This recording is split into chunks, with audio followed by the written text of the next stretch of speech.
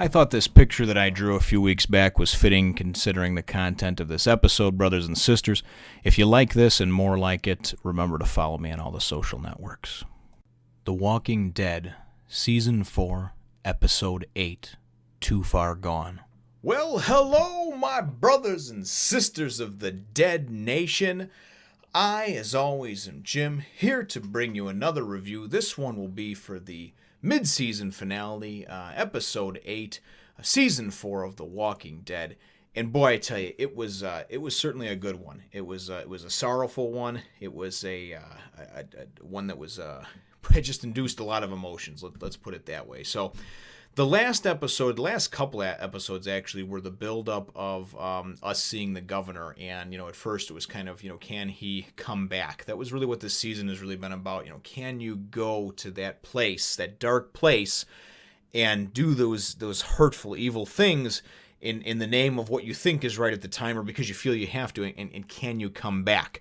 Can you come back from that dark place? And really, I think some people can, and I think as tonight's episode proved very well, is that some people can't. So the last couple episodes, again, were just kind of the buildup of the governor, showing what he had been doing, and certainly just kind of reinventing, having this new life, having this new woman, Lily, that he cared about, and her daughter, who he treated as his own, as almost his surrogate daughter, this girl, Megan. And really kind of the buildup and the end of it being him, of course, being at the prison and seeing Rick and Carl inside of the prison, inside the fence, and then going and looking over to his left and seeing Hershel and Michonne. They were, outside the prison burning some bodies from the infection that they had just dealt with back from episode 5. So that's how things left off. He had raised his gun. I don't know if anybody else felt like he was actually going to kill anybody at that point. I felt like he wasn't going to. It was just done for dramatic purpose. But that's how the episode left off. This episode picks up in slightly a different spot. It's the governor, and it's showing how he is such a silver-tongued devil. He's somebody that is really able to kind of incite and really start a war. Just based on his words, okay? Because mind you, he's only been with this camp for, maybe it's a couple weeks, maybe it's a couple months, who knows, okay? But he has effectively went, and in the last episode, went and killed and took out all the dead weight, as the episode was called. And then in this episode, he is now having everybody stand around him, right? Man, woman, and child. And he's having everybody stand around him, and he's telling everybody that he knows of this place, this prison, and that there's people there, and most of them are bad. Not all of them are. Some of them are still okay. But that he captured a couple of their people, and they're like, whoa, what do you mean you captured a couple of their people? And he's like, no, it's okay. I got them, and we're going to use them as bargaining chips. So we know that he took Michonne, and that he took Hershel. And we're thinking, son of a bitch, and he gives this speech that I tell you, I'm sitting there, I'm laying on the couch, I've got my 22-month-old is falling asleep on my chest. I'm sitting there laid back like this. I'm watching it, and I'm going, God, I'm putting myself in his position, in this position of somebody who's a survivor in the apocalypse and these extreme things you have to do to survive and to keep alive. And I'm thinking, I believe this son of a bitch. I believe him, hook, line, and sinker, what he's saying, because he's saying, we're going to go and take this prison back. We need this prison. We have to have this prison. And we're going to be able to do it we're going to show force, but we're hopefully not going to have to use it. Hopefully we're not going to have to kill anybody. Nobody needs to die. We just want to take their prison from them. We want to take their home from them, because I'm telling you that they're bad people. And you have to believe me. Why? Because I'm believable. Because I'm David Morrissey. I'm the governor. I have one eye. And these are the people that mutilated me. These are the people that killed my daughter. They burnt, and he puts all this stuff on them to try to put ideas in their head. But the sheep just follow. They just follow. And it's so much akin to how we are in everyday society in our lives. Because the TV tells us that we should believe this, we should believe it. Because the commercials tell us that gluten's bad. Gluten must be bad, right? All these different things that people just, they are sheep. They're easily led, and they just easily follow. And you see it front and center in this episode. So he gets everybody riled up and ready to go. And then we go and we get, he walks into this one of the RVs that he has, where he has Michonne and Hershel tied up. And there's a very nice exchange, I thought, between Hershel and the governor. Michonne starts trying to butt in and talk about how she's going to kill him and everything else. And Hershel just tells her, shut up, just be quiet. You're not going to do any good with your threats right now, okay? So he tries to reason with the governor. he tries to reason with Philip or Brian or whatever moniker he's going by these days. And he says, listen, he says, we can all live together. We've all lost enough. This is the end of the world. You dumb motherfucker.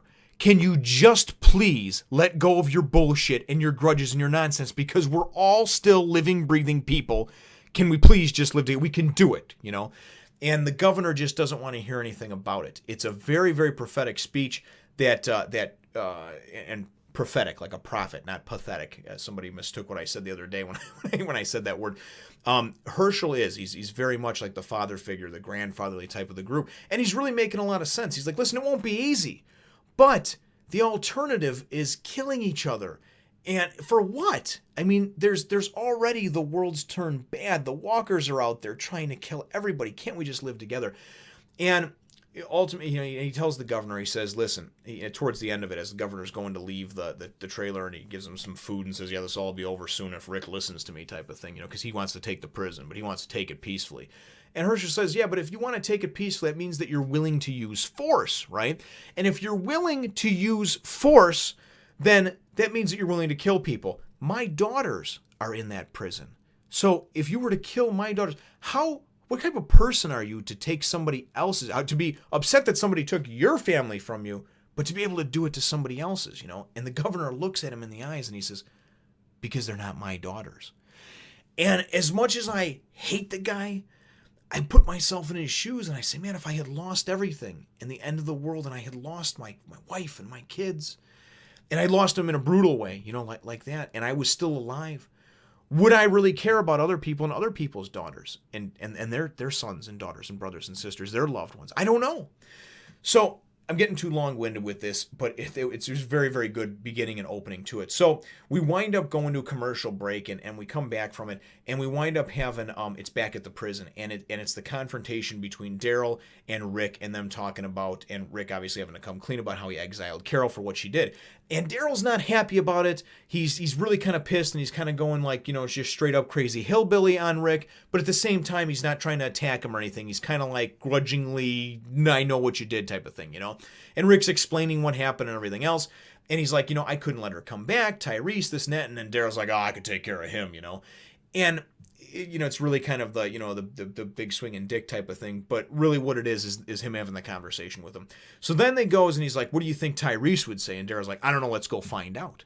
So they're going to go down and find Tyrese. So they're walking around, they're going down in like the tombs kind of area. At least it looks like it's real dark down there, And they go and they call it to Tyrese, and Tyrese is like, Rick, Daryl, is that you? Come on over here. Comes over, and to me, what one of the bombshells of this episode was, other than the things that we'll get to in a few minutes, was that they go and they find what looked like some rats and some just bloody looking, like almost like a little weird altar of some sort. And I've been saying that little girl, right, has been fucked up from the beginning. And I think, and I thought this to begin with, and so did my wife, that Carol was just covering for her because Carol knew that she was the one that maybe actually killed that Karen and David. Now I'm starting to believe that's true because Tyrese finds this and he's like, this is the same rats that we found at the fence. This is the same person that must have killed, David and Karen. And, we got a psychopath living among us. And you're thinking, God damn it, So Rick and Daryl are trying to they're just about to tell him like, no, it was Carol, right? That's what we think. And maybe it was, maybe it wasn't. We don't know. That's kind of left hanging. And then all of a sudden, the whole freaking screen shakes and everything bad happens. Excuse me, forgive me drinking during this episode. I had to have a couple to calm me down. A lot happened. So it's going to be a long one. So buckle in and get ready for the ride. So anyway, we presume that it's the tank that showed up and that it's a shell hitting it because we know obviously the governor and his people now have a tank. So everybody goes running outside, Rick and Carl and everybody, and Beth and Maggie, and everybody's outside, except for Glenn. There was an earlier exchange between him and Maggie, but it was really just nothing. There was nothing very important. It was just kind of, oh, we're in love. I love you. I'll get you some water. Oh, that's great, So everybody goes outside, and we see the tank front and center, right outside the gates, right outside the fence, and about 5 or 6 vehicles, about 2 or 3 of them on each side. And Rick, of course, is up higher where they have that higher secondary protected fence or whatever that they have. And Rick sees that it's the governor, and the governor says, Rick, I want to talk to you, and Rick says, no, I don't make those decisions anymore. We have a council now, and Rick is totally, at first I was kind of like, Rick, why are you bitching out, man? Seriously, But Rick's trying to go and he's trying to do anything he can to avoid the conflict, you know. And he doesn't know at this point that Michonne and that Herschel have been taken, you know. So that changes very quickly as the governor goes and says, no, you're going to have to come down and talk with us because, you know, and he pulls Herschel out and he pulls Michonne out. They're on their knees. They're in front of the gate. In front of the fence, you know, standing with all his people. He's got people with guns trained on him. They got Mitch, the gung-ho, jarhead, whatever, fucking ex-army guy. He's in the tank looking all cool like he's going to blow some shit to all hell. And Rick winds up coming down to have a conversation with him. And really, for me, this was one of the most emotional parts of the series that there was, because Rick has very much made it clear that he does not want to be in that dark place. He doesn't want to be that dark person anymore. And he gives this great speech during the course of about 1.5 commercial breaks in between them to the governor about how, and to all of the people that are there too, about how, listen, because the governor goes and what he does, he gives them an ultimatum. He says, listen, he says, these people don't have to die. I want this prison, though. You got until sundown to get out of here, and that's the only way they're going to live. Otherwise, we're just going to come in here and cause a bunch of bloodshed, blah, blah, blah. Rick says, no. You know, we can all live together. You know, governor says, no, that's not happening, this and that. And Rick says, you don't understand. We can all come back. We can all live together. And Rick gives this great speech. I mean, it really was. It was a great speech. And again, it took place over a long period of time. I can't do the whole thing now because I'm already running pretty high into the minutes here on this review. But as I said, this is probably going to be, you know, one of the longer, if not longest ones that I've ever done. So this back and forth goes on for a while, and as it happens, it goes back up to everybody in the prison there that's watching. They all have guns, of course, trained on them. Everybody's pointing their guns at each other from afar. And Carl at one point is like, I can take him out. I can end this right now. And then Daryl goes and he says, yeah, and you can start something else. You know, like, don't be stupid. You know, you go and you shoot him, it's just going to start a war. Your father's going to get shot. Everybody's going to get fucking killed, man. Let's try to end this peacefully. Because even Rick says when he goes down there, he's like, they've got us outmanned and outgunned. You know, we've got to try to figure this one out, you know. And you see Maggie and Beth down there, and everybody's got guns. Everybody's ready to go. Daryl starts talking to everybody, telling Tyrese, telling Bob, telling Sasha, telling everybody that's there about this bus that they've got packed with supplies in case anything ever happened. The prison ever got overrun by people, walkers, whatever. That's where they're going to meet, blah, blah, blah, blah, blah, right? So we get all that stuff going on, and this whole buildup happens, you know. The governor goes and jumps down off of the truck or the tank or whatever that he was on at the time, and he goes and pulls out, as Rick tells him, no, we're not leaving. Sorry, buddy.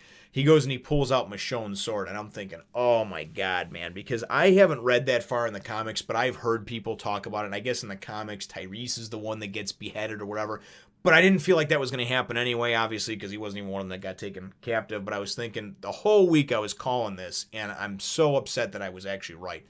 So through this long exchange and in a very, very emotional moment, touching moment where the governor goes and pulls the sword and puts it to Herschel's neck, right? And you're thinking, oh my God, right? Rick gives this just last ditch effort speech about, listen, I know it'll be tough, but we can come back from this. We can live together. We don't even have to live in the same cell block. We don't ever have to see each other. And I mean, it's so emotional and it's just so heartfelt, you know, and you're thinking, oh my God. And then the governor goes and he pulls the sword back, and it almost looks like he's going to withdraw the sword for a second. You know, he pulls it back. And then Herschel goes and he looks at Rick and he smiles, man, and tears just started running down my face because I knew what was coming. I had said this from last week that Herschel was the one they were going to deem expendable on the show and that they'd been building him up for the last few episodes only so they could cut him down. And the governor goes and he's got that sword. It looks almost like Rick got through to him for a second, you know? And he just goes and he says, no, you liar. And he just fucking whack and just hacks into the side of Herschel's neck and blood just comes spewing out. Everybody goes nuts. The whole fucking prison erupts in chaos. Rick goes and pulls out his peacemaker there and just starts shooting. He wings the governor. He nails another guy. He's backing off while he's shooting. There's automatic gunfire going on everywhere. The tank starts going ballistic, firing fucking rounds into the side of the building and everything else. And I mean, just complete all-out chaotic war. Rick winds up retreating as he's out of bullets and going to reload behind like a parked RV or something that they had out there in the yard. You know, he's still behind the fence, of course. Michonne is still tied, hands tied. She goes and dives to the ground and starts fucking rolling to get out of the way of gunfire. And then it goes to commercial, right? At some point, either right before or right after this, the governor had left Lily, his new wife, woman, whatever, and this girl, the little girl Megan, had left them alone and said to wait for them. And Lily was kind of against him to begin with, what he was doing and everything else, but he kept pitching the whole, we need to have a better place, right, for us and for Megan and everything else. He leaves them by this water, by this lake, and this lake apparently had some problems with flooding, flash flooding or whatever. The little girl Megan is out there playing in the sand. The mother is sitting there watching this walker that's kind of walking into the water and then kind of fell into the water and looking for that and not coming to the aid of her daughter, who is desperately calling her just to come play with her, right? The daughter winds up unearthing this sign that says, the flash flood warning, this and that. And I'm thinking, oh God, right? And then all of a sudden your worst fears come to you, especially if you got kids. All of a sudden the fucking ground starts moving. Hands come up out of the ground. There's a walker that had gotten buried. Obviously it was a human that had gotten buried or killed in this flash flood, or a walker that had got and was up on this beach area. This thing sits up and winds up going in and grasping at the girl, and I'm thinking, oh God, no. And he just fucking lays into her and bites into her. You don't see anything else after that, and like I said, it winds up going to commercial. And this is all right around the same time that all hell breaks loose with the governor. It cuts back to the governor and crew and this all-out war going on. And it's frantic, man. I mean, everybody's they're trying to get kids loaded onto the bus. And I mean, even when Rick was making the case with him, he was trying to appeal to everybody else. And he was like, we've got kids here. He's like, and you guys all have to know that anybody comes walking through that gate, you drop your weapons and come through that gate, you're one of us, And then the fucking jarhead or whatever, Mitch goes and he's just like, no, we want what you have, asshole. And it's all about whose dick is bigger type of thing at that point. And the thing that really got me was how the governor, with one speech and a couple of bullshit things he did, because you can polish a turd, but at the end of the day, it's still a turd, right? And this motherfucker went and got everybody all ready for war. And then even when war broke out, got them all start shooting each other and everything else. And so much chaos erupted and happened. Who was going to live, who was going to die. The governor, after this whole thing ensues, goes over and takes it and winds up hacking off the rest of Hershel's head, Michonne goes and is able to, it looks like she's able to trip somebody and get free. You were hoping at first that she would be able to save Hershel. That couldn't happen there. That didn't happen. The tank goes rolling through the front gates. They starts firing the rounds into the fucking building. Maggie's going in trying to save, she winds up, she's on the bus with Beth and all them. She gets all them there. And then she wants to go save Glenn. We wind up seeing that little crazy girl and a couple other kids with the baby they were supposed to be watching. They're talking about how the little crazy girl that I think is the one who was behind all the rats and everything now, she's talking about getting guns and shooting and fighting and everything else, and they're leaving the baby. So much chaos and crap ensues. I mean, it is completely nuts. The governor, as everybody's rolling up in the tanks and they get past it, is rolling up. All of a sudden, Rick comes out of nowhere like fucking Superman and just, bop, just nails the governor, right? And they start going at it back and forth. And the governor eventually starts getting the upper hand on Rick and everything else. And then it kind of cuts back to the prison and everything that's going on. And people are marching forward, but they're getting gunned down. Walkers are starting to be attracted because of the noise. And they come there. Daryl goes and rolls a grenade in, and a bunch of guys blows up a bunch of people. Tyrese is holding his own. Sasha is. It's just great stuff. I mean, as far as the action, for you action junkies out there that think this show is all about zombie killing, this is the fucking episode for you. Watch it over and over again because it's like 20 minutes of solid action. And anyway, what winds up happening is then it goes and it cuts back to Rick being just pummeled by the governor, and it looks like the governor is just beating him to death. And I'm like, oh my God, Prior to that woman Lily walked up with the body of her daughter Megan, who had obviously got bit and turned and whatnot. And as they were about to roll through and march up on there, and the governor went over, he was sorrowful. That's all he cares about. He took the girl, shot her in the head, and then went and dropped her, and then told everybody to attack. And so they kind of left it at that. But so back to them. They're fighting her back and forth, but mostly the governor pummeling Rick. And then all of a sudden, in just a great shot where you see from Rick's perspective, and I mean, it just looks like he's done. I mean, he's beaten, his face is bloodied, And then all of a sudden, man, just fucking his sword comes up out of his chest, and I'm like, oh, thank God. And at first I was thinking, the obvious choice is Michonne. She's the one who did it. But then I was thinking it was that lady Lily, who the daughter and everything else had just died, and she realized that, the lipstick came off the pig, and she realized that this guy is, you can polish a turd, but at the end of the day, he's still a turd, right? And it turns out, though, it is Michonne. She runs his ass through. He falls to the ground. Everybody's cheering. The crowd goes wild. The governor is dead or presumed to be at that point. And then it goes back to kind of the aftermath and the end of what's left of the action that's going on. The tank, as it's still rolling up through there or whatever, Daryl winds up going and taking it and running up past it and rolling a grenade up into the actual the big cannon, the big front. I don't know what the hell size shot that is on that thing, but whatever millimeter shot that is, he rolls a grenade down in it, right? And that guy Mitch comes jumping out, and the tank goes and blows from the inside or whatever. And as Mitch goes and jumps out, I'm just like, peekaboo, motherfucker, right? And they turn the camera around and they just show Daryl sitting there with his crossbow, like, oh yeah, boy. And Daryl just lets one loose right into his chest and just drops his ass. And I'm thinking, oh, thank you, God, And there was a point, too, where my wife was actually scared that they were going to kill Daryl because there was a zombie coming up behind him and everything else. And then it was cool because you see in the next scene, after it looks like the zombie's about to lunge at it, in the next scene you see Daryl had killed the zombie and he's holding it as a shield in front of him to block the machine gun fire that's coming at him. And I'm like, oh, fuck yeah. They're not going to kill him anyway, at least not for a while. They're not going to kill Rick. They're not going to kill Carl. There's actually one point shortly after that when Rick goes and comes back up and he's like just bleeding and all over the place from Michonne. Now, mind you, the bus has already taken off, okay? The bus at some point during this chaos took off, all right? Maggie was on it, I think. Glenn was on it, or maybe Maggie went back looking for Beth because Beth was looking for the baby. That's what it was. And so everybody's getting split up is what winds up happening at the end of this episode. And the bus takes off or whatever.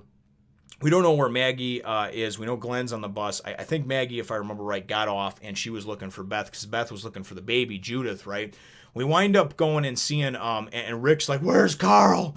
Where's Carl? And I mean, it's so emotional because he's such a great actor, that Andrew Lincoln. I mean, he just makes you want to cry with him, and you're just thinking, where is Carl, Then my wife's like, oh no. And I'm like, they're not going to kill Carl. Trust me, So sure as shit, right, as some zombies are coming and walking and shambling towards Rick, all of a sudden, pop, pop, and there's Carl, badass motherfucker, with his daddy's hat on over there with a shotgun, So him and Daddy take out some other guys, some other zombies, I guess I should say, and because everybody else is pretty much dead at this point. And then they wind up seeing the car seat that Judith was in, and in the comics, I heard that the baby died differently with Lori and everything else. And listen, I got 3 kids, so it's hard for me to talk about this period, but we're led to believe that maybe the baby is dead and they just didn't want to show it on screen because the car seat's there.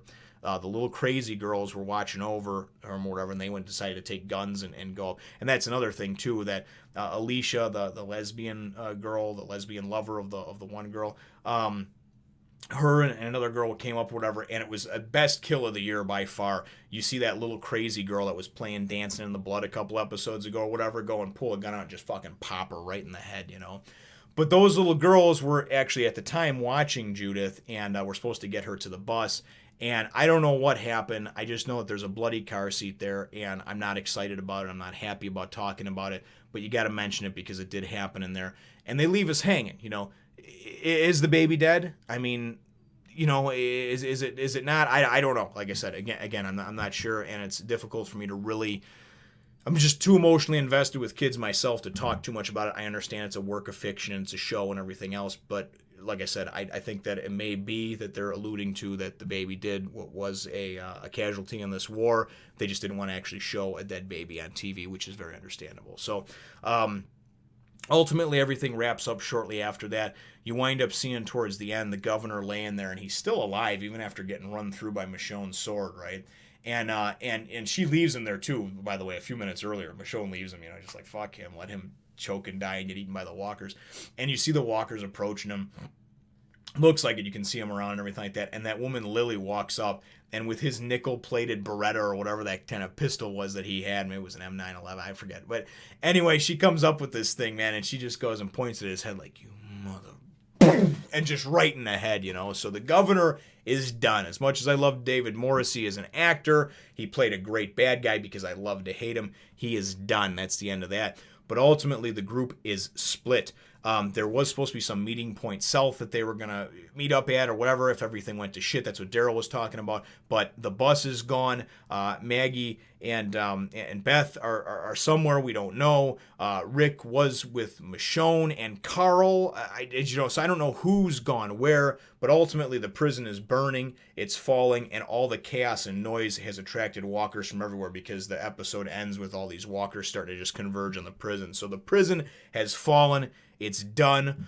And ultimately, that's how things end. Now, it's going to be tough to wait for 3 or 4 months, whatever it is, I think, until February to see. Look, like at the holidays and family and everything, it tied me over. But ultimately, my episode question is, what did you think of this mid-season finale? This would be the 4th one, technically. Technically only the 3rd one, though, I guess, because the first season was so short, only 6 episodes, didn't really have a mid-season finale. But what did you really, what did you think about this, how everything was done? It was terrible to think that, I mean, I love Herschel and for some of the things that he said, and he was just such a driving force in the group. And like right before he got hacked into, when he smiled and looked at Rick, I knew he was done, because that was him making peace with it and him looking at Rick, who he'd helped through many things, and him saying, you know what, Rick, it's all right, man. It's all right. You did everything you could, you know, so. But anyway, leave your answer to that question. You know, what did you think of this episode, this mid-season finale, brothers and sisters, in the comments down below. Feel free to hit the thumbs up, the like button if you should think that I deserve it, and subscribe if you haven't done so already. We'll look forward to catching you in the next one, Nation. Well, we'll certainly miss you this Christmas, Herschel. Rest in peace, brother.